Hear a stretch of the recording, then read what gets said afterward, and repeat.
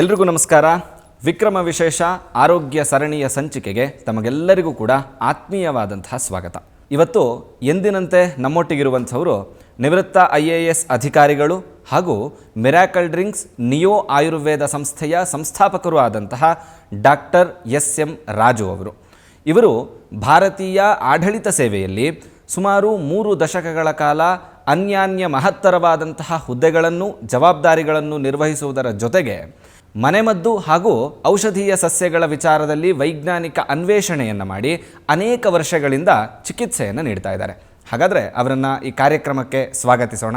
Sir, Vikrama ವಿಶೇಷ ಕಾರ್ಯಕ್ರಮಕ್ಕೆ ತಮಗೆ ಆತ್ಮೀಯವಾದಂತಹ ಸ್ವಾಗತ. Thank you. ಇವತ್ತಿಗೆ ನಮ್ಮ ಮಧ್ಯದಲ್ಲಿಯೇ ಅನೇಕರಿಗೆ ಕ್ಯಾನ್ಸರ್ ಅನ್ನುವಂಥದ್ದು ಬಂದಿರುತ್ತೆ. ನಮಗೆ ಕ್ಯಾನ್ಸರ್ ಅಂದ ಕೂಡಲೇ ಇಡೀ ಮನೆಯಲ್ಲಿ ಅಲ್ಲೋಲ ಕಲ್ಲೋಲ ಶುರುವಾಗ್ಬಿಡುತ್ತೆ. ಆದರೆ ಆ ಕ್ಯಾನ್ಸರ್ನ ನಿಜವಾದಂಥ ಅಂಶಗಳೇನಿದ್ದಾವೆ, ಆ ಕ್ಯಾನ್ಸರ್ನ ವಿಷಯವಾಗಿ ಒಂದಷ್ಟು ಪ್ರಶ್ನೆಗಳನ್ನು ನಾವು ಇವತ್ತು ರಾಜು ಸರ್ ಹತ್ರ ಡಿಸ್ಕಷನ್ ಮಾಡ್ತಾ ಹೋಗೋಣ. ಸರ್, ಇವತ್ತಿಗೆ ಕ್ಯಾನ್ಸರ್ ಅನ್ನುವಂಥದ್ದು ಅನೇಕರಿಗೆ ಬಂದಿರುವಂತಹ ದೊಡ್ಡ ಸಮಸ್ಯೆ. ದೇಹದ ಎಲ್ಲ ಭಾಗಗಳಿಗೂ ಕ್ಯಾನ್ಸರ್ ಬರುವಂತಹ ಪರಿಸ್ಥಿತಿ ಇವತ್ತಿಗಿದೆ. ಹಾಗಾಗಿ ಕ್ಯಾನ್ಸರ್ನ ಲಕ್ಷಣಗಳೇನಿರುತ್ತೆ, ಹಾಗೆ ಯಾವ ಯಾವ ಆಹಾರದ ರೀತಿಯಿಂದ ಕ್ಯಾನ್ಸರಿಂದ ನಾವು ದೂರ ಇರಬಹುದು, ಈ ರೀತಿಯಾದಂತಹ ಒಂದಷ್ಟು ವಿಚಾರಗಳನ್ನು ನಮಗೆ ತಿಳಿಸ್ಕೊಡಿ ಸರ್. ಫಸ್ಟ್ ಆಫ್ ಆಲ್ ಹೇಳ್ತೀನಿ, ಕ್ಯಾನ್ಸರ್ ನಮ್ಮ ಮನೆಯಲ್ಲೇ ಬಂತು. ನಮ್ಮ ಅಮ್ಮನಿಗೆ adrenal gland cancer, rarest of rare cancer. So ಅವ್ರನ್ನ ನಾವು ಉಳಿಸ್ಕೊಳ್ಳೋಕ್ಕಾಗೋದಿಲ್ಲ. ಅವ್ರಿಗೆ ಬಂದಿದ್ದು 2015ರಲ್ಲಿ. ನನ್ನ ಮಗನಿಗೆ ಅನದರ್ ಕ್ಯಾನ್ಸರ್ ಬಂತು, ಅದು ಅಕ್ಯೂಟ್ ಮೆಲಾಯ್ಡ್ ಲ್ಯುಕ್ಯಾಮಿಯಾ. ಸೊ ಅವರು ಉಳ್ಕೊಂಬಿಟ್ರು.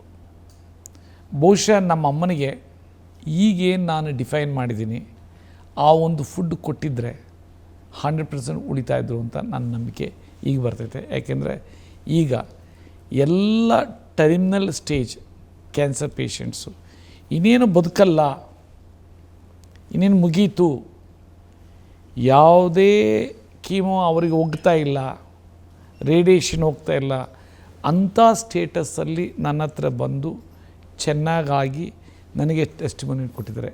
ಅದರಿಂದ ಅದೇ ಅನ್ನಿಸ್ತಾ ಇತ್ತು. ಅಂದರೆ over a period of time ಪೇಷಂಟ್ಸ್ಗೆ ಟ್ರೀಟ್ ಮಾಡ್ತಾ ಮಾಡ್ತಾ ಮಾಡ್ತಾ ಮಾಡ್ತಾ ಮಾಡ್ತಾ ಅವ್ರ ಅಬ್ಸರ್ವೇಷನ್ ನೋಡ್ತಾ ನೋಡ್ತಾ, because I am like a researcher, so automatically ಏನು ಎತ್ತ ಅಂತ ಕ್ಲಿಯರ್ ಆಗುತ್ತೆ. ಇಲ್ಲಿ ಏನು ಮೋಸ್ಟ್ ಇಂಪಾರ್ಟೆಂಟ್, ಆಹಾರನೇ ಔಷಧಿ ಅಂತ ಫಸ್ಟ್ ಇದು ಮಾಡ್ಕೊಳ್ಬೇಕು. ಆಮೇಲೆ ನಂದು ಪ್ರಿನ್ಸಿಪಲ್ಸ್ ಬೇಸಿಕಲಿ ಒಂದು doctor Johanna Budwig theory, essential fatty acids ಮತ್ತು ಲಿಗನೆನ್ಸಿಂದ ಯಾವ ರೀತಿ ಅವರ ಬಾಡಿ ಇಮ್ಯುನಿಟಿ ಸಿಸ್ಟಮನ್ನು ಸರಿ ಹೋಗುತ್ತೆ, ಆಮೇಲೆ ಯಾವ ರೀತಿ ಬಾಡಿನ ಸ್ವಚ್ಛ ಮಾಡಬೇಕು, ಸೊ ಅದೇ ಸಿಸ್ಟಮ್ಮು ಅವರು ಡಾಕ್ಟರ್ ಜೋಹಾನಾ ಬಡ್ವಿಗ್ 1957ನಲ್ಲಿ ಏನು ಕೀಮೋ ಕೊಟ್ಟಾಗ ಆ ಪ್ರಿನ್ಸಿಪಲ್ಸ್ ತಗೊಂಡು ಅವರು ಜರ್ಮನ್ ಲೇಡಿ ಸುಮಾರು 45 ವರ್ಷಗಳ ಕಾಲ ರಿಸರ್ಚ್ ಮಾಡಿರೋದು. ನಮ್ಮ ಮಗನ ಮೇಲೆ ಮಾಡಿದಾಗ 100% ಅವರು ಇಲಾಗಿ ಈಚೆಗೆ ಬಂದರು. ಸೊ ನಾನು ಅದಕ್ಕೆ ಹೇಳೋದು, 10 ಜನ ಮಾಡ್ತು ಅಂದರೆ 5ರಿಂದ 6 ಜನ ಆಚೆ ಬರ್ತಾರೆ ಅಂತ ಹೇಳ್ತೀನಿ. ಸೊ ಅದರಲ್ಲಿ ಆಹಾರದಲ್ಲಿ ಯಾವ ರೀತಿ ಮೇಂಟೈನ್ ಮಾಡಿದರು ಅದರ ಮೇಲೆ ಭಾರಿ ಇಂಪಾರ್ಟೆಂಟು. ನನ್ನ ಮಗನ ಮಾಡಿದಾಗ ಅವನು ಚಿಕ್ಕವನು 12 ಇಯರ್ಸ್ ಓಲ್ಡ್ ಇತ್ತು. With BMT bone marrow transplant ಆಯಿತು, ಕೀಮೋ ಆಯಿತು, 1 ವರ್ಷ CMC ವೆಲ್ಲೂರು ಹಾಸ್ಪಿಟ್ಲಲ್ಲಿದ್ದು. ಸೊ ಡಾಕ್ಟರ್ ನಾಲೆಡ್ಜ್ ಇಲ್ದಾಗೆ ನಾವು ಮಾಡಿದ್ವಿ. ಮತ್ತು ನಮ್ಮ ಅಮ್ಮನಿಗೆ ಅಡ್ರಿನಲ್ ಗ್ಲ್ಯಾಂಡ್ ಕ್ಯಾನ್ಸರ್ ಆದಾಗ ಅವ್ರನ್ನ ಯಾವ ರೀತಿ ಏನು ಪ್ರೋಟೋಕಾಲ್ಸಲ್ಲಿ ವ್ಯತ್ಯಾಸ ಆಯಿತು ಅದು ಗೊತ್ತಿಲ್ಲ. But she is no more. But ಈಗ ಪಾಯಿಂಟ್ ಇಷ್ಟೇನೆ, ಒಂದು ರೀಸೆಂಟ್ದೊಂದು ಹೇಳ್ತೀನಿ ಕೇಸ್ ಹಿಸ್ಟ್ರಿ, ಅವ ನಿಮಗೆ ಕ್ಲಿಯರ್ ಆಗ್ತೈತೆ. ಅಂಥವು ಎನಾರ್ಮಸ್ ಕೇಸ್ ನನ್ನ ಹತ್ರ ಬರೋರೆ ಪೇಷಂಟ್ಸ್ ಯಾರು, ಕ್ಯಾನ್ಸರ್ ಪೇಷಂಟ್ಸು, ಲಿವರ್ ಸಿರೋಸಿಸ್ಸು, ಆಮೇಲೆ kidney failure, chronic kidney disease patients, ಆಮೇಲೆ ಅನ್ಕಂಟ್ರೋಲ್ಡ್ ಡಯಾಬಿಟೀಸ್. ಅವ್ರು ಇನ್ನೇನು ಡಯಾಬಿಟಿಕ್, ನ್ಯೂರೋಪತಿ, ಮೈಕೈ ನೋವು, ನಿದ್ದೆ ಬರಲ್ಲ, ಪಾದ ಉರಿ, ಆಮೇಲೆ ಕಣ್ಣು ಮೊಬ್ಬಾಗುತ್ತೆ, ರೆಟಿನೋಪತಿ, ಆಮೇಲೆ ಕ್ರಿಯೇಟಿನ್ ರೈಸ್ ಆಗ್ತಾಯಿದೆ, GFR ರೇಟ್ ಕಡಿಮೆ ಆಗ್ತೈತೆ, ಆ ಸ್ಟೇಜಲ್ಲೇ ನನ್ನ ಹತ್ರ ಬರೋದು. ಸೊ ಎಕ್ಸ್ಟ್ರಾರ್ಡಿನರಿ ರಿಸಲ್ಟ್ಸ್ ಬರ್ತೈತೆ. ಯಾಕೆಂದರೆ ಎಲ್ಲ ಕಡೆನೂ ಫುಡ್ದು ಡಿಫೈನ್ ಮಾಡಿದ್ನಿ, ಏನು ತಿನ್ನಬೇಕು ಏನು ತಿನ್ನಬಾರ್ದು. ಅದ್ರ ಜೊತೆ ನಾನು ಸಪ್ಲಿಮೆಂಟ್ಸ್ ಆ್ಯಸ್ ಎ ಪ್ರಿಬಯೋಟಿಕ್ಸ್ ಅದು ಇದು ಮಾಡ್ತೀನಿ. ಸೊ ಈಗ ಕ್ಯಾನ್ಸರ್ ಬಗ್ಗೆ ಹೇಳ್ತೀನಿ, ಒಂದು ಕೇಸ್ ಹಿಸ್ಟ್ರಿ. ಆವಾಗ ನಿಮಗೆ ಕ್ಲಿಯರಾಗಿ ಗೊತ್ತಾಗ್ತದೆ. ಈ ಕೆಲವರೆಲ್ಲ ಬರ್ತಾರೆ, ಸರ್ ಅವ್ರು ಯಾರೋ ಹೇಳಿದ್ರು ಕ್ಯೂರ್ ಆಗಿದೆ, ಅದಕ್ಕೆ ನಾನು ಬಂದ್ವಿ. ನನಗದು ಟೆಸ್ಟ್ ಮನಿ ಸಿಕ್ಕಿರಲ್ಲ. ಸಿಕ್ಕದೇ ಇದ್ದಾಗ ನಾನು ಹೇಳೋಕ್ಕೂ ಚೆನ್ನಾಗಿರೋದಿಲ್ಲ. ಬಟ್ ಈಗ 8ನೇ ತಾರೀಕು ಒಂದು ಟೆಸ್ಟ್ ಮನಿ ತೊಗೊಂಡೆ. ಆಸ್ಟ್ರೇಲಿಯಾ ಸಿಟಿಸನ್ನು, ನಮ್ಮ ಬಿಜಾಪುರದವರು. ಇನ್ನೊಂದು ಹುಡುಗಿ ಬ್ಲಡ್ ಕ್ಯಾನ್ಸರು, ನಮ್ಮ ಬ್ಯಾಂಗ್ಳೂರಿನವರೇ. ಅವರ ಅಕ್ಕ ಫ್ಲಾರಿಡಾದಲ್ಲಿದ್ದಾರೆ. ಅವರು ಅಲ್ಲಿಂದ ಓಡಿ ಬಂದು ಸಡನ್ನಾಗಿ ಬ್ಲಡ್ ರಿಪೋರ್ಟ್ ನೋಡಿಕೊಂಡು ನನ್ನ ಹತ್ರಕ್ಕೆ ಬಂದು, ಸರ್ ಕೀಮೋ ಜೊತೇಲಿ ತೊಗೊಳ್ಬೇಕು ಅಂತಿದ್ದೀವಿ, ಆಗ್ಬೋದಾ? ನಾನೆಲ್ಲ 100% ಇಂಟಿಗ್ರೇಟೆಡ್ ಅಪ್ರೋಚ್ ಆಗ್ಬೋದು ಅಂತ ಹೇಳಿದೆ. ಇವೆರಡು ಸ್ಟೋರಿ ಹೇಳಿದ್ರೆ ನಿಮಗೆ ಕ್ಲಾರಿಟಿ ಆಗ್ತದೆ. ಒಂದು, ಬದುಕೋದಿಲ್ಲ ಅಂತ ಯಾಕೆ ಹೇಳಿದೆ, ಅವ್ರ ಹೆಸರು ಪ್ರಕಾಶ್ ಹಿರೇಮಠ್ ಅಂತ. ಅವ್ರು ಓಪನಾಗಿ ಹೇಳಿದರೆ, ಸರ್ ನನ್ನ ಹೆಸರು ಎಲ್ಲ ಕಡೆ ಹೇಳ್ರಿ, ಜನಕ್ಕೆ ಗೊತ್ತಾಗಲಿ, ಜನಕ್ಕೆ ಒಳ್ಳೆಯದಾಗಲಿ ಅಂತ. 50+ ಇಯರ್ ಅವ್ರದ್ದು. ಅವರ 2019 ಮಲ್ಟಿಪಲ್ ಮೈಲೋಮಾ ಅಂತ ಕ್ಯಾನ್ಸರ್ ಬಂತು ಅವರಿಗೆ.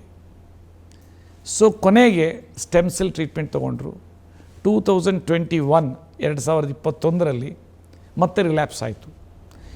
ಯಾವ ಸ್ಟೇಜಿಗೆ ಬಂತು ಅಂದರೆ, ವರ್ಲ್ಡಲ್ಲಿ ಏನಿದೆ ಎಲ್ಲ ಟ್ರೀಟ್ಮೆಂಟ್ ಕೊಟ್ಟಿದ್ದಾರೆ. ಅವರ organisation is in a top position, ಎಲ್ಲ ಅವರೇ ನೋಡ್ಕೊಂಡಿದ್ದಾರೆ. ಕೊನೆಯಲ್ಲಿ 2024 ಮಾರ್ಚ್ ಏಪ್ರಿಲಲ್ಲಿ ಇವೆಂಟು ಡಯಾಲಿಸಿಸ್. 3 ಡಯಾಲಿಸಿಸಲ್ಲಿದ್ದರು. EGFR rate was 13. ಆಮೇಲೆ ಮೆಟಾಸ್ಟ್ಯಾಟಿಸ್ ಆಗಿ ಲಿವರ್ಗೆ ಸ್ಪ್ರೆಡ್ ಆಯಿತು. ICUನಲ್ಲಿದ್ದರು. ಅವರ wife, she is really great, like real goddess ಅನ್ಬೋದು ಹಸ್ಬೆಂಡಿಗೆ. ಗೂಗಲಲ್ಲಿ ನೋಡಿದ್ದಾರೆ, ಒಂದು ಯೂಟ್ಯೂಬ್ ಚಾನಲಲ್ಲಿ ಬಂದಿದೆ ಈ ರೀತಿ ಮಂಕಿ ಡಯಟ್ ಅಂತ, ಅಂದರೆ ಕೋತಿ ಡಯಟು. ಅದು ಕ್ಯಾನ್ಸರ್ ಪೇಷಂಟ್ಸ್ಗೆ, ಎನಿ ಇನ್ಕ್ಯೂರಬಲ್ ಡಿಸೀಸ್ಗೆ ಹೇಳ್ತೀನಿ. ಅದನ್ನು ಫಾಲೋ ಮಾಡೋದಕ್ಕೆ ಮಾಡಿದರು. ಇಮಿಡಿಯೇಟ್ಲಿ ನಮ್ಮ ಆಫೀಸ್ಗೆ ಮಾಡಿದರು. ನಮ್ಮಲ್ಲಿ ಡಾಕ್ಟರ್ ರಾಹುಲ್ ಮತ್ತು ಮಿಸ್ಟರ್ ಹರೀಶ್ ಅಂತ ಎಲ್ಲ ಗೈಡ್ ಮಾಡಿದರು. ಇಲ್ಲಿಂದ ನನ್ನ ಸಪ್ಲಿಮೆಂಟ್ ಹೋಗೋದಕ್ಕೆ 10 days 12 days ತಗೊಳ್ತು ಆಸ್ಟ್ರೇಲಿಯಾಗೆ, ಮೆಲ್ಬೋರ್ನಿಗೆ. ಆದರೆ ಡಿಜಿಟಲ್ ಬುಕ್ ಹೋಯಿತು, ಶುರು ಮಾಡಿದ್ರು ಡಯಟು. ಇದು ಹೋಗಿ ತೊಗೊಂಡ ನಂತರ ನೀವು ಇಮ್ಯಾಜಿನ್ ಮಾಡ್ಕೊಳ್ಳೋದಕ್ಕಾಗಲ್ಲ, ಒಂದೇ ವಾರದಲ್ಲಿ 3 ಡಯಾಲಿಸಿಸ್ ಆಚೆ ಬಂದುಬಿಟ್ರು. ನಂಬರ್ 1. ನಂಬರ್ 2, 1 ತಿಂಗಳದಲ್ಲೇ ಲಿವರ್ ಪ್ಯಾರಾಮೀಟರ್ಸ್ ಎಲ್ಲ ಸುರೋಯಿತು. ಆಫೀಸ್ಗೆ ಹೋಗಿ ಹಿಡಿದ್ರು. ಇದು ನಾನು ಹೇಳೋದಿಲ್ಲ, ಅವ್ರು ಹೇಳಿರೋದು. ಸೊ ಅದನ್ನು ನೀವೇ ಈ ಎಪಿಸೋಡ್ ಎಂಡ್ ಆದ ತಕ್ಷಣ ನೀವು ಆ ಟೆಸ್ಟ್ ಮನಿ ನೋಡ್ರಿ. ಅದು ನೋಡಿದ್ರೆ ನಿಮಗೆ ಪಾಸಿಟಿವ್ ಎನರ್ಜಿ ಬರ್ತೈತೆ. ಮತ್ತೆ ವಾರದ ಹಿಂದೆ ಮತ್ತೆ ರಿಂಗ್ ಮಾಡಿದರು, ಸರ್ ಮತ್ತೆ ಪೆಟ್ ಸ್ಕ್ಯಾನ್ ಆಗಿದೆ, ಎಲ್ಲ ಚೆನ್ನಾಗಿದೆ, ಆದರೂ ಯಾವುದೋ ಒಂದು ಸಣ್ಣ ಸಿಸ್ಟ್ ಇದೆ, ಅದಕ್ಕೆ ಅವರು ಇನ್ನೂ ನಾವು 100% ಕ್ಯೂರ್ ಆಗಿದೆ ಅಂತ ಹೇಳೋಕ್ಕಾಗೋದಿಲ್ಲ, ಮತ್ತು ಇನ್ನೊಂದು ಕೀಮೋ ಕೊಡಬೇಕು. ಆದರೆ ಕೀಮೋ ನಾವು ಡೆಫರ್ ಮಾಡ್ತೀವಿ. ಮೊದಲು ಕೀಮೋನೇ ಅವ್ರಿಗೆ ಆಗ್ತಾ ಇರಲಿಲ್ಲ, ಈಗ ಎಲ್ಲ ಬ್ಲಡ್ ಪ್ಯಾರಾಮೀಟರ್ಸ್ ನಾರ್ಮಲ್ ಆಗಿರೋದನ್ನ ಕೊಡ್ಬೋದು ಅಂತ. ಆದರೂ ನಾನು ಡೆಫರ್ ಮಾಡ್ತೀನಿ ಅಂಥೇಳಿ ಅವ್ರು ಏನು ಹೇಳಿದ್ದಾರೆ ಅಂದರೆ, ಅವರಿಗೆ ಮಿಸ್ಟರ್ ಹಿರೇಮಠ್, ನಮ್ಮ ಬುಕ್ಸಲ್ಲಿ ಇದಿಲ್ಲ, ಸೊ ಈ ರೀತಿ ಆಗಿದೆ. ಸೊ ಅದಕ್ಕೆ ನನಗೆ ಇನ್ನೊಬ್ಬರು ಡಾಕ್ಟರ್ ಅವ್ರ ಹೆಸರು ನನಗೆ ಇದಾಗ್ತಾಯಿಲ್ಲ, is from Malaysia, basically from generation to generation back ಅವರು ತಮಿಳ್ನಾಡಿಂದ ಹೋಗಿರೋರು. ಸೊ ಅವರು ನನಗೆ ಅದು ಟೆಸ್ಟ್ ಮನಿ ಕಳಿಸಿದಾಗ ಅವ್ರು ಕಾಮೆಂಟ್ ಮಾಡಿದ್ದಾರೆ, ಇದು ಒಂದು ಥರ ರೆವಲ್ಯೂಷನರಿ, ಇದು ನನಗೂ ಅರ್ಥ ಆಗ್ತಾಯಿಲ್ಲ ಅಂತ ಅವ್ರು ಕಳಿಸಿದ್ದಾರೆ, ಸರ್ಟನ್ ಟೆಕ್ನಿಕಲ್ ಇನ್ಫಾರ್ಮೇಷನ್ಸ್ ಹಾಕಿ. ಆ ರೀತಿ ಆಹಾರನೇ ಔಷಧಿ ಅನ್ನೋ ರೀತಿ ಇದರಲ್ಲಿ ಇದಾಗುತ್ತೆ. ಅದು ಒಂದು ಕೇಸ್. ಇನ್ನೊಂದು ಕೇಸ್ ಹೇಳ್ತೀನಿ. ಅದು 19ನೇ ತಾರೀಕು ನಾನು ಟೆಸ್ಟ್ ಮನಿ ತೊಗೊಂಡೆ. ಅದಾದಮೇಲೆ ಎಗೇನ್ 20ನೇ ತಾರೀಕು ನಂಗೆ ರಿಪೋರ್ಟ್ ಕಳಿಸಿದ್ದಾರೆ. ಆ ಹಾಸ್ಪಿಟಲಲ್ಲಿ ವಿತ್ ಇಂಟಿಗ್ರೇಟೆಡ್ ಅಪ್ರೋಚ್, ನಾನು ಹೇಳಿದ ಫ್ಲಾರಿಡಾದಿಂದ ಬಂದವರ ಅಕ್ಕ ಇದು ಮಾಡಿ ಎಲ್ಲ ಅದು. ಅದ್ರದ್ದು ನೀವು ಕೇಳಿಬಿಟ್ರೆ ಇನ್ನೂ ಸುಸ್ತಾಗೋಗ್ಬಿಡ್ತೀರಿ. ಸುಸ್ತಾಗಿ ಹಿಂಗೂ ಉಂಟಾ ಅಂತ. ಅದು ಅಕ್ಯೂಟ್ ಪ್ರೊನೌನ್ಸಿಯೇಷನ್ ಮಾಡೋಕ್ಕಲ್ಲ, ಲ್ಯುಕ್ಯಾಮಿಯಾ. ಸೊ ಅವರು ಅಡ್ಮಿಟ್ ಆಗಿದ್ದಾಗ ಜೂನ್ 26 ಅಡ್ಮಿಟ್ ಆಗಿದ್ದು. WBC 1330 ಏನೋ 1180. ಆಮೇಲೆ ವೈಟ್ ಬ್ಲಡ್ ಇದು ಪ್ಲೇಟ್ಲೆಟ್ಸು, ಇದು WBC ಪ್ಲೇಟ್ಲೆಟ್ಸು 17,000 17,000. ಹಿಮೋಗ್ಲೋಬಿನ್ನು 6.4 ಏನೋ ಇದೆ. ನಮ್ಮ ಟ್ರೀಟ್ಮೆಂಟು 27 ತೊಗೊಂಡ್ರು ವಿತ್ ಕೀಮೋ ಇದು ಜೊತೆಯಲ್ಲಿ. ಇಡೀ ಆ ಹಾಸ್ಪಿಟಲ್ಸಲ್ಲಿ ಯಾವ ಪೇಷಂಟ್ಗೂ ಆದ ಚೇಂಜು ಈ ಹುಡುಗಿಗೆ ಅಷ್ಟೇ ಆಗಿದೆ. 22 ವರ್ಷ ಹುಡುಗಿ. ಇಡೀ ಡಾಕ್ಟ್ರಿಗೆ ಶಾಕಿಂಗ್ ಅಂತೆ, ಆಶ್ಚರ್ಯ ಅಲ್ಲ. ಇದೇನಿದು, ಬೇರೆಯವ್ರಿಗೆ ಅದೇ ನಾವು ಪ್ರೋಟೋಕಾಲ್ ಕೊಡ್ತಿದ್ವಿ ಆಗ್ತಾಯಿಲ್ಲ, ಇವ್ರಿಗೆ ಮಾತ್ರ ಏನಾಗಿದೆ. ಇವ್ರಿಗೆ ಹೇಳೋಕ್ಕೆ ತಯಾರಿಲ್ಲ. ಅವರೇನಾದರೂ ನೆಗೆಟಿವ್ ಎನರ್ಜಿ ಕೊಟ್ಟರೆ ಆಯುರ್ವೇದ ತೊಗೊಳಕ್ಕೆ ಹೋಗ್ಬಿಡ್ರಿ, ಅದರಲ್ಲೇ ಅದಿರ್ತದೆ ಇದಂದರೆ ಅವ್ರು ಹೇಳೋಕ್ಕೆ ತಯಾರಿಲ್ಲ. ಸೊ ಅಲ್ಟಿಮೇಟ್ಲಿ ಅವ್ರದ್ದು ಬ್ಲಡ್ ರಿಪೋರ್ಟು 55 ದಿನದ್ದು ನಾನು ಸ್ಟಡಿ ಮಾಡಿದ್ದೀನಿ, ಕಳಿಸಿದ್ದಾರೆ ನನ್ನ ಹತ್ರ. ಸ್ಲೋಲಿ ಇನ್ಕ್ರೀಸ್ ಆಗಿ 7,050 ಹೋಯಿತು WBC, ಅದು 4,000 ಪ್ಲಸ್ ಇರಬೇಕು. ಮತ್ತು ನೆಕ್ಸ್ಟು 6,800 ಕಾನ್ಸ್ಟೆಂಟ್ ಆಯಿತು. ಪ್ಲೇಟ್ಲೆಟ್ಸು 2.82 ಲ್ಯಾಕ್, 2,82,000 ಆಲ್ಮೋಸ್ಟ್ ಆ ಒಂದು ಸಾವಿಂದ ಆಚೆ ಬಂದುಬಿಟ್ಟಿದ್ದಾರೆ. ಆಮೇಲೆ ಆಶ್ಚರ್ಯ ನಿಮಗೆ ಅನಿಸ್ಬೋದು, ಅವ್ರ ಬ್ಯಾಗ್ನ ಫ್ರಿಸ್ಕಿಂಗ್ ಮಾಡೋರಂತೆ ಒಳಗೋದಾಗ. ಯಾಕೆಂದರೆ ಅವರು ಹೋದಾಗ ಏನೇನು ತೊಗೊಂಬಂದು ಕೊಡ್ತಾಯಿದ್ದಾರೋ ಏನೋ ಅಂತ. ಅಂದರೆ ಆ ಡಾಕ್ಟ್ಸ್ಗೂ ಅಷ್ಟೇ ಎಷ್ಟು ಆಶ್ಚರ್ಯ ಅಂದರೆ ಇಂಟಿಗ್ರೇಟೆಡ್ ಅಪ್ರೋಚಲ್ಲಿ ಎಷ್ಟು ಚೆನ್ನಾಗುತ್ತೆ ಅಂತ ಹೇಳೋದು ನಾನು ನಿಮ್ಗೆ ಹೇಳ್ತಾ ಇರೋದು. ಏನು ಮೋಸ್ಟ್ ಇಂಪಾರ್ಟೆಂಟು, ಒಂದು ಬಡವರ ಕೀಮೋ ಡೆವಲಪ್ ಮಾಡಿದ್ದಾರೆ ಡಾಕ್ಟರ್ ಜೋಹನಾ ಬಡ್ವಿಕ್. ಅದನ್ನು ನಾನು ಅಗಸೆ ಮಜ್ಜಿಗೆ ಅಂತ ಹೇಳ್ತೀನಿ. ಪೂರ್ ಮೆನ್ಸ್ ಕೀಮೋ ₹2 ಇಂದ ₹3 ಅದು ಖರ್ಚಾಗುತ್ತೆ. ಅದನ್ನು 3 ಸರಿ ತೊಗೊಳ್ಬೇಕು. ಅದನ್ನು ಈಗ ಮಾಡೋದು ನಾನು ತೋರಿಸ್ತೀನಿ. ಮೋಸ್ಟ್ ಇಂಪಾರ್ಟೆಂಟ್ ಏನು ಕಂಡೀಷನ್, ಅದರಲ್ಲಿ ಬೀಜನ ಉರಿಬಾರ್ದು, ಆಮೇಲೆ ಪೌಡ್ರ್ ಮಾಡಿಡಬಾರ್ದು, ಆಮೇಲೆ ಅದನ್ನು ಮೊಸರಿನಲ್ಲಿ ಬ್ಲೆಂಡ್ ಮಾಡಬೇಕು. ಯಾಕೆಂದರೆ ಮೊಸರು ಎಣ್ಣೆಯನ್ನು ನೀರಿನ ಸ್ವರೂಪ ತರ್ತದೆ. ಸೊ ಎನಿವೆ ಅದನ್ನು ಮಾಡೇ ತೋರಿಸ್ತೀನಿ, ನೀವು ಅದರಲ್ಲಿ ನೋಡ್ಬೋದು ಏನು ತಿನ್ನಬೇಕು, ಏನು ತಿನ್ನಬಾರ್ದು, ಯಾವ ಸ್ವೀಟ್ಸು ತಿನ್ನಬಾರ್ದು. ಆದರೆ ಡೈರೆಕ್ಟಾಗಿ ಪ್ರಕೃತಿ ಕೊಟ್ಟಿರುವಂತಹ ಡೇಟ್ಸು, ಖರ್ಜೂರ, ಒಣದ್ರಾಕ್ಷಿ ಇವೆಲ್ಲ ತಿನ್ಬೋದು. ಆಮೇಲೆ ಎರಡನೇದು ಮೋಸ್ಟ್ ಇಂಪಾರ್ಟೆಂಟ್ ಏನು ಅಂತಂತಂದರೆ ಸಾಲ್ಟು 5 ಗ್ರಾಮ್ ಮೇಲೆ ತೊಗೊಳ್ಬಾರ್ದು. ಯಾವುದೇ ಬೇಯಿಸಿರೋದು ತೊಗೊಳ್ಬಾರ್ದು. ನನ್ನ ಕ್ವಶನ್ ಆಗುತ್ತೆ, ಬೇಯಿಸಿರೋದು ತೊಗೊಳ್ಳಿಲ್ಲ ಅಂದರೆ ಹೆಂಗೆ ಉಳಿತೀವಿ? ಕೋತಿ ಹೆಂಗಿರ್ತೈತೆ? ಕೋತಿ ಎಷ್ಟು ಸ್ಟ್ರಾಂಗ್ ಆಗಿರ್ತೈತೆ? ನಾವು ಕೋತಿ ವಂಶದಿಂದನೇ ಬಂದಿರೋದು. ಸೊ ಆದ್ದರಿಂದ ನಾನು ನನ್ನ ಬಾಡಿ ಮೇಲೆ ಪ್ರಯೋಗ ಮಾಡಿದ್ದೀನಿ. ಅದಕ್ಕೆ ನಾನು ಹೇಳ್ತಾ ಇದ್ದೀನಿ, ಬರೀ ಹಣ್ಣು ಸಲಾಡ್ ಮೇಲೆ ಇರಬಾರ್ದು, ಸುಸ್ತಾಗೋಗ್ಬಿಡ್ತೀವಿ.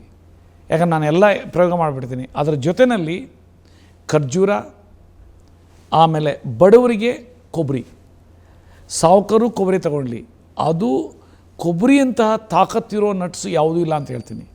ಹಸಿದೇ ಇರ್ಬೋದು, ಒಣಗಿದೇ ಇರ್ಬೋದು. ಆಮೇಲೆ ಶೇಂಗಾ ನೆನೆಸಿದ್ದು, ಆಮೇಲೆ ಬಾಳೆಹಣ್ಣು, ಇಷ್ಟು ತೊಗೊಳ್ತಾ ಇದ್ದರೆ ಜಾಸ್ತಿ ಆಟೋಮೆಟಿಕ್ಲಿ ಶಕ್ತಿಯಂತೂ ಕಡಿಮೆ ಆಗಲ್ಲ, 100% ಕಡಿಮೆ ಆಗಲ್ಲ. ಅನ್ನನೇ ತಿನ್ನಬೇಕು, ಮತ್ತು ನಾನು ರೊಟ್ಟಿನೇ ತಿನ್ನಬೇಕು ಅಂತೇನಿಲ್ಲ. 70,000 ನಾವುದು ಹ್ಯೂಮನ್ ಹಿಸ್ಟ್ರಿ ತೊಗೊಂಡ್ರೆ ಅನ್ನ ರೊಟ್ಟಿ ಇರಲಿಲ್ಲ.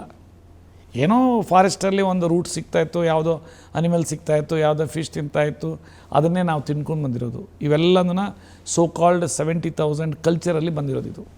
ಸೊ ಅದರಿಂದ ಮೈಂಡಲ್ಲಿ ಕ್ಯೂರ್ ಆಗಬೇಕು ಅಂತಂದರೆ ನೀವು ಆಹಾರನ ಔಷಧಿ ಮಾಡ್ಕೊಳ್ಬೇಕು. ಬಾಡಿನ ಅಸಿಡಿಕ್ ನೇಚರ್ನಿಂದ ಆಲ್ಕಲೈನ್ ನೇಚರ್ಗೆ ಕನ್ವರ್ಟ್ ಮಾಡ್ಕೊಬೇಕು. ಆವಾಗ ಎಲ್ಲ ಅಂಗಗಳು ಸಹ ಹ್ಯುಮಿನಿಟಿ ಜಾಸ್ತಿ ಆಗುತ್ತೆ. ರೆಸಿಸಿವ್ ಆಗಿರೋದು ಡಾಮಿನೆಂಟ್ ಆಗ್ತದೆ. ಡಾಮಿನೆಂಟ್ ಆಗಿರೋ ಕ್ಯಾನ್ಸರ್ ಸೆಲ್ಸನ್ನು ರೆಸಿಸಿವ್ ಅಂತಂದರೆ ಶಕ್ತಿವಂತ ಆಗಿರುವಂತಹ ಕ್ಯಾನ್ಸರ್ ಸೆಲ್ನ ನಾಶಕ್ತಿ ಮಾಡಿಬಿಟ್ಟು ಶಕ್ತಿ ಇಲ್ಲದೇ ಇರೋ ಸೆಲ್ಸ್ ಶಕ್ತಿ ಆಗಿ ಬರ್ತೈತೆ, ಪರಿವರ್ತ ಆಟೋಮೆಟಿಕ್ ಹೋಗುತ್ತೆ. ಅಗಸೆ ಮಜ್ಜಿಗೆ ಏನು ರೂಲು, ಅದರಲ್ಲಿ ಲಿಗ್ನನ್ಸ್ ಅಂತಿದೆ, ಅದು ಕೀಮೋ ಹಂಗೆ ಕೆಲಸ ಮಾಡುತ್ತೆ, ಬಾಡಿನ ಡಿಟಾಕ್ಸ್ ಮಾಡುತ್ತೆ. ಒಮೆಗಾ 3 ಒಮೆಗಾ 6 ಏನು ಮಾಡ್ತದೆ, ಸೆಲ್ಯುಲಾರ್ ಮೆಟಬಲಿಕ್ ಆ್ಯಕ್ಟಿವಿಟಿ ಮತ್ತು ಸೆಲ್ಯುಲಾರ್ ರೆಸ್ಪಿರೇಟರಿ ಸಿಸ್ಟಮನ್ನು ರೆಗ್ಯುಲೇಟ್ ಮಾಡುತ್ತೆ. ಆಟೋಮೆಟಿಕ್ಲಿ ಪ್ರತಿಯೊಂದು ಅಂಗನೂ ಸ್ಟಿಮ್ಯುಲೇಟ್ ಆಗಿ ಮೆಟಬಲಿಕ್ ಆ್ಯಕ್ಟಿವೇಟ್ ಅಂದರೆ ಶಕ್ತಿ ಬರ್ತೈತೆ.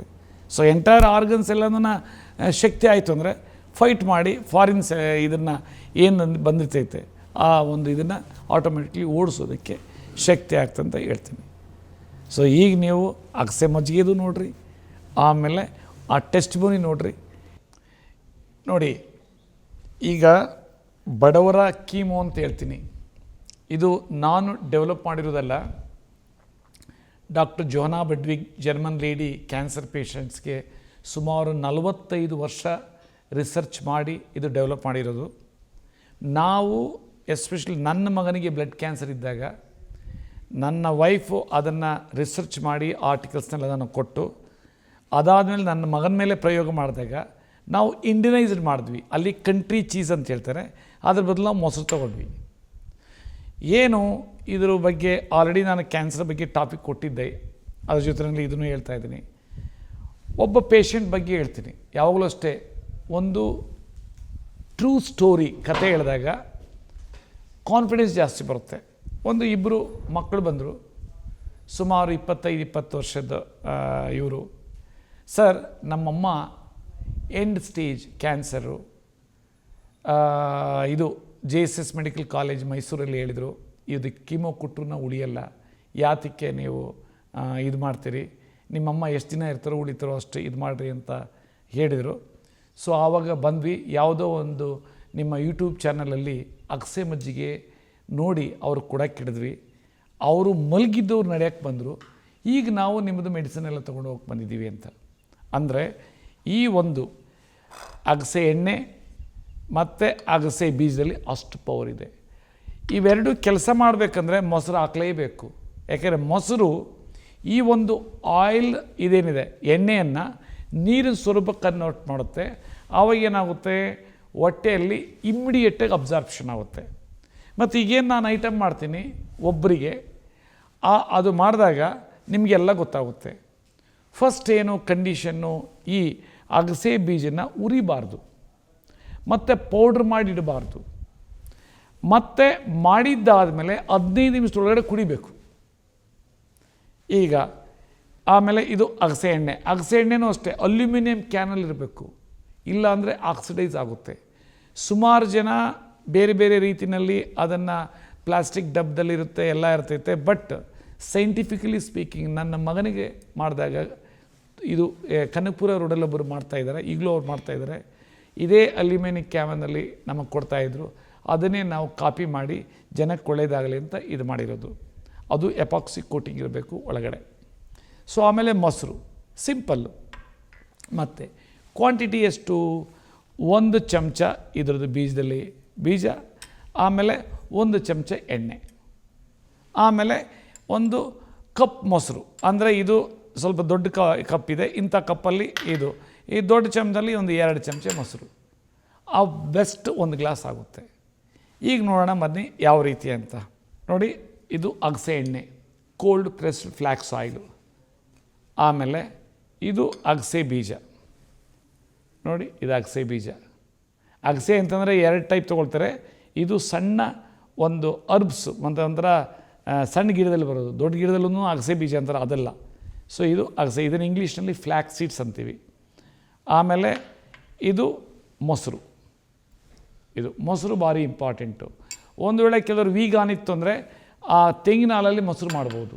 ಯಾವ ರೀತಿ ತೆಂಗಿನ ಹಾಲಲ್ಲಿ ಮಾಡ್ಬೋದು, ತೆಂಗಿನ ಹಾಲು ತೆಗಿಬೇಕು, ಆ ಹಾಲನ್ನು ಕಾಯಿಸಬೇಕು, ಅದರಲ್ಲಿ 1 ಅಥವಾ 2 ಹಸಿಮೆಣಸಿನಕಾಯಿ ದಂಟು ಜೊತೆಯಲ್ಲಿ ಅರ್ಧ ಪಾಡಿ ಇದು ಮಾಡಿಬಿಟ್ಟು ಹಾಲು ತಣ್ಣಗಾದಲ್ಲಿ ಹಾಕಬೇಕು. ನೆಕ್ಸ್ಟ್ ಅದು ಮೊಸರಾಗಿರ್ತದೆ, ಆ ಮೊಸರನ್ನ ಯೂಸ್ ಮಾಡ್ಬೋದು. ಸೊ ಈಗ ಮಾಡೋಣ ಬನ್ನಿ ಯಾವ ರೀತಿ ಅಂತ. ನೋಡಿ, ಈಗ ಇದು 1 ಚಮಚ ಬೀಜ ಹಾಕಿದ್ವಿ, ಇದು ಹುರಿದಿಲ್ಲ, ಆಮೇಲೆ ಯಾವುದೇ ರೀತಿ ಫ್ರೈ ಮಾಡಿಲ್ಲ, ಆಮೇಲೆ ನೀರು ಹಾಕಿಲ್ಲ. ನೀರು ಹಾಕಿಬಿಟ್ರೆ ಇದಾಗಲ್ಲ, ಏನು ಪೌಡ್ರ್ ಆಗಲ್ಲ, ಅದು ನೆನ್ಪಿಟ್ಕೊಳ್ರಿ. ನೋಡಿ, ಎಲ್ಲ ಫುಲ್ಲು ಇದು ಪೌಡ್ರ್ ಆಗಿದೆ. ನೋಡಿ, ಫಸ್ಟ್ ಕ್ಲಾಸ್ ಪೌಡ್ರ್ ಇದೆ. ಇದನ್ನು ಕಾಫಿ ಗ್ರೈಂಡಲ್ಲೆಲ್ಲ ಮಾಡ್ಬೋದು, ಮಸಾಲೆ ಗ್ರೈಂಡರ್. ಇದು ನಾನು ಮಸಾಲೆ ಗ್ರೈಂಡರ್ ಯಾಕೆ ಯೂಸ್ ಮಾಡಿದೆ ಅಂದರೆ, ಎಲ್ರಿಗೂ ಸಹ ಎಲ್ಲರ ಮನೆಯಲ್ಲೂ ಮಸಾಲೆ ಗ್ರೈಂಡರ್ ಇರ್ತೈತೆ. ಈಗ ಇದರಲ್ಲಿ 1 ಚಮಚ ಎಣ್ಣೆ ಹಾಕಬೇಕು, ಅಗಸೆ ಎಣ್ಣೆ. ನೋಡಿ ಆಕ್ಸೈಡ್ನ ಆಯಿತು ಹಾಕಿದ್ರಿ. ಆಮೇಲೆ ಇದರಲ್ಲಿ 2 ಚಮಚ ಇದು ಏನು ಮೊಸರು, 1 ಚಮಚ ದೊಡ್ಡ ಚಮಚ, ಇದು ಅಂದರೆ 4 ಚಮಚ ಮೊಸರದಂಗೆ ಆಯಿತು. ಜಾಸ್ತಿನೂ ಹಾಕ್ಕೊಳ್ಬೋದು, ಬಟ್ ಇದು ಕಂಫರ್ಟಬಲ್ ಆಗಿರ್ತೈತೆ. ಆಮೇಲೆ ಕಿಡ್ನಿ ಪೇಷಂಟ್ಸು ಇದಕ್ಕೆ ನೀರು ಹಾಕ್ಬಾರ್ದು. ಯಾರು ಅಗಸೆ ಮಜ್ಜಿಗೆ ಕುಡಿತಾರೆ ಹೆಲ್ತಿ ಪರ್ಸನ್ನ, ಅವ್ರು ಯಾವತ್ತೂ ಕ್ಯಾನ್ಸರ್ ಡಿಸೀಸ್ ಅವ್ರಿಗೆ ಬರಲ್ಲ ಅಂತ ಹೇಳ್ಬೋದು. ಆಮೇಲೆ ಹಾರ್ಟ್ ಅಟ್ಯಾಕ್ ಆಗೋದಿಲ್ಲ ಅಂತ ಹೇಳ್ಬೋದು. ಆಮೇಲೆ ಸ್ಟ್ರೋಕ್ ಆಗಲ್ಲ ಅಂತ ಹೇಳ್ಬೋದು. ನೋಡಿರಿ, ಈಗ ಇದರಲ್ಲಿ ಈಗ ಈ ಎಣ್ಣೆ ಅಂಶ ಏನಿದೆ ಅದು ನೀರಿನ ಸ್ವರೂಪ ಆಗಬೇಕು, ಅದಕ್ಕೆ ಮತ್ತೆ ಬ್ಲೆಂಡ್ ಮಾಡಬೇಕು.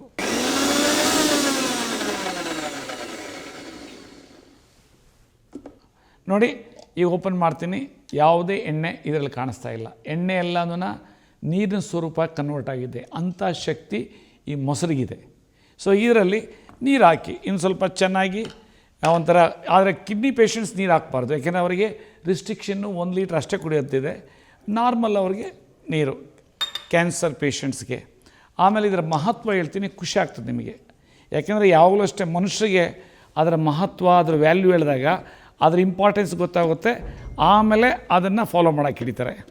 ಈಗ 1 ಸೆಕೆಂಡ್ಸ್ ಅದನ್ನು ವಿಪ್ ಮಾಡಿ ನೀರಿನ ಜೊತೆಲಿ ಅದು ಬ್ಲೆಂಡ್ ಆಗಲಿ ಅಂತ.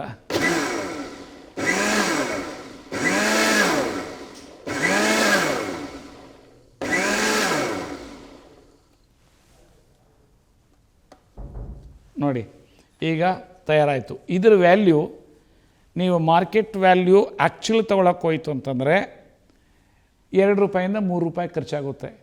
ಅದರದ್ದು ರಿಯಲ್ ಏನು ಸೈಂಟಿಫಿಕಲಿ ಮೆಡಿಸಿನ್ ವ್ಯಾಲ್ಯೂ ಅಂದರೆ 10,000 to 15,000. ಅಂದರೆ 100 kg ಕಡಲೆ ಬೀಜದಲ್ಲಿ ಎಷ್ಟು ಲಿಗನೆನ್ಸ್ ಇದೆ, omega-3 omega-6 ಇದೆ, ಅಷ್ಟು ಇದರಲ್ಲಿದೆ. ಅಷ್ಟು ಮಹತ್ವ ಇದೆ. ಇದು ಅಮೃತ ಅಂತ ಹೇಳ್ಬೋದು. ಇದು ಕ್ಯಾನ್ಸರ್ ಪೇಷಂಟ್ಸ್ ಕೀಮೋ, ಬೇರೆಯವರಿಗೆ ಡಿಟಾಕ್ಸ್ ಅಂತ ಹೇಳ್ಬೋದು, ಬಾಡಿ ಇಮ್ಯುನಿಟಿ ಡೆವಲಪ್ ಮಾಡೋದು, ಆ ರೀತಿ ಅನ್ಇಮ್ಯಾಜಿನಬಲ್ ಮೆಡಿಸಿನ್ ವ್ಯಾಲ್ಯೂ ಇದಕ್ಕಿದೆ. ನೋಡಿ, ಇದು ಓಪನ್ ಮಾಡಿದೆ. ಇವಾಗ ಗ್ಲಾಸಲ್ಲಿ ಹಾಕ್ತೀನಿ, ನೋಡ್ರಿ.